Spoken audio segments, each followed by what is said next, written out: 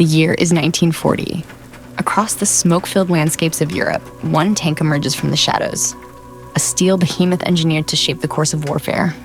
It is the Panzer IV Model E, a war machine that would soon be written into the pages of military history for its resilience and versatility, despite being born into an era of rapid technological advancement and relentless demands on the battlefield. With each grinding step of its tracks, it moves forward. But what lies within this juggernaut? What power drives its relentless advance? Let us dive deep into the Panzer IV, a tank of uncommon capability and undeniable legacy.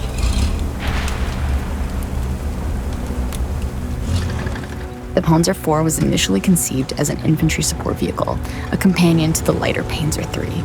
However, as the demands of war grew ever more intense, the Panzer IV began to take on a greater share of combat roles, evolving in both armor and firepower. Introduced in 1940, the Model E was a response to Germany's need for a tank that could withstand greater punishment from enemy shells and support their expanding offensives. This version signified a pivotal shift in the Panzer IV's journey as it transitioned from a supporting role to the primary backbone of Germany's armored divisions. Upgraded with a reinforced 50mm frontal armor plate, significantly thicker than its predecessors, the Model E was better suited to endure direct hits, although this increased weight would challenge its agility on the field. This new armor wasn't invincible, yet it gave panzer crews a fighting chance against the growing caliber of anti-tank weaponry. Powering this 22-ton machine was the Maybach HL 120 TRM, a 12-cylinder gasoline engine producing a respectable 300 horsepower. This engine granted the tank a top speed of roughly 42 kilometers per hour on roads, a pace modest by later standards but sufficient for the time.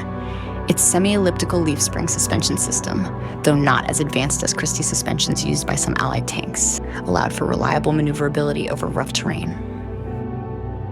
The Panzer IVe was equipped with the KWK-37L24 75mm gun, a short-barreled weapon designed primarily for high-explosive rounds rather than anti-armor capabilities.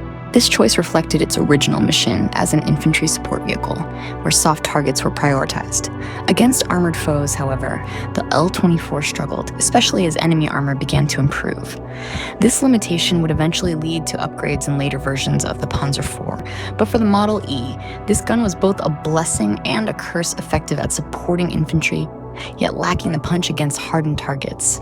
The secondary armament consisted of two MG-34 machine guns, one mounted coaxially in the turret and another in the hull. These guns allowed for respectable anti-infantry defense, but as tank battles became more prominent, it was clear that the Panzer IV would need a more powerful cannon to keep up with the competition. Despite its limitations, the tank marked a significant step in the evolution of the Panzer series. Its sturdy armor, reliable engine, and versatile frame made it a mainstay on the battlefield, serving well into the war and cementing the Panzer IV's legacy as one of Germany's most prolific tanks. Though its firepower would eventually be outclassed, the Model E demonstrated the adaptability that defined German tank designs of the era, leading to later versions that would evolve to meet new challenges.